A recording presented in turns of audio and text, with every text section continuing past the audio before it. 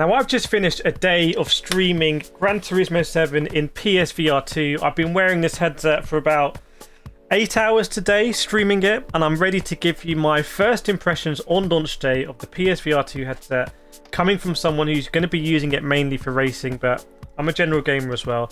First things first, you got to understand, this headset does not have the same visual IQ quality as you get on the 2D out of the PlayStation 5. Although you have two 4K screens, the quality is just not as good. You can think of it like a PC running a game at ultra settings versus running it at medium or low. You do get that effect, so please don't buy this on the basis of my streams or my videos or other people's videos where you see stuff in really good quality. That is the kind of pass through into 2D. The visual quality here is not as good as that. Now, it is a big step up from PSVR 1. For me, it's still, good quality for a VR headset, but you have to understand that it's not going to be as good quality in 2D. So just so you understand that. What that means practically for racing, by the way, is when I'm racing in 2D in 4K, I can pick out, for example, numbers on braking boards as I'm going into a braking zone. I can say, right, I'm going to brake at the 100 board. In PSVR 2, I can't see the numbers 100 until way too late. All I can see is the first, second, third board. But once you adjust for that, once you say I'm going to brake at the second board, you're able to subconsciously pick it out. So rather than having to look at it in a 2D screen and seeing it come up, here your kind of peripheral vision and your subconscious knows when it's coming and you know when to brake. So off the bat, for example, you're not going to be faster on a PSVR2 headset, but you might get there if you can readjust your ways of thinking. Now, the other obvious thing to cover is I've been wearing this about 8 hours a day, racing non-stop, really intense racing. Do I feel sick? No. Do I feel fatigued? No.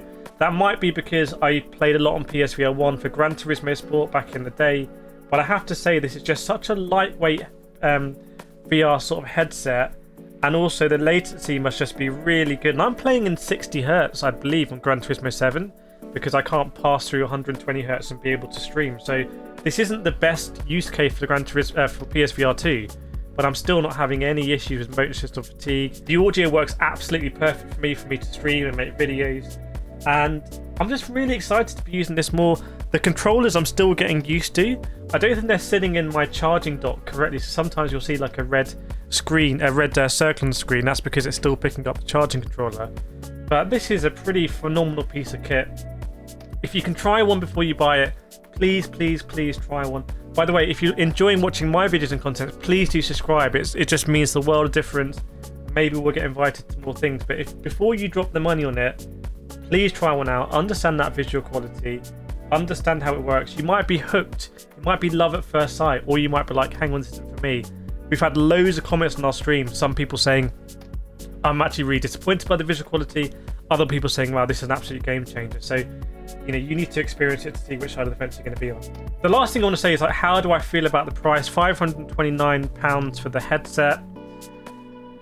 It's going to depend on the games. I don't think it's worth, well, everyone's different. If you're a millionaire, then this is irrelevant, but £529 for me to play Gran Turismo 7 better is a bit of a tough ask. But if there's more games that are going to come out of that quality, then I think it's going to be an absolutely insane value proposition. Now, even in Gran Turismo 7, yes, the racing's great, but I absolutely love the VR showroom where you just go around looking at cars. I'm looking at my own car that I have in real life in the game. It's just like mind-blowing. So I get a lot of value personally out of Gran Turismo 7, but just bear in mind, have a look at the slate of upcoming titles and just bear that in mind when you think about the price. My initial kind of review of it is it hasn't really put a foot wrong. The fact I've been able to unbox it and stream to tens of thousands of people all day, and for that to just work is absolutely phenomenal. PSVR 1 was an absolute pain for that sort of stuff, so I'm very happy about that. Hope you found this video helpful. These are my first impressions. Lots more video content on my channel if you want to see it, and I'll see you next time.